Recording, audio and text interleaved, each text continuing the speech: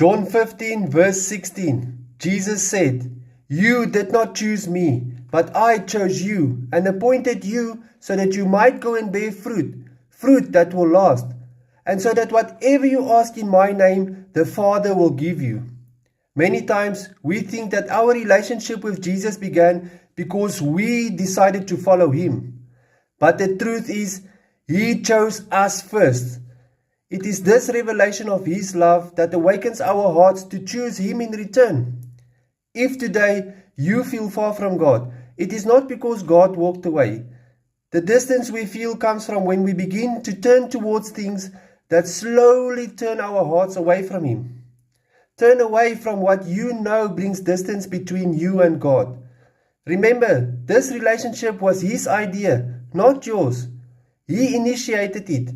And because he started it, he is faithful to carry it through. No matter where you are, his love continues to reach out to you and invite you back into a deep relationship with him. Turn back to God today.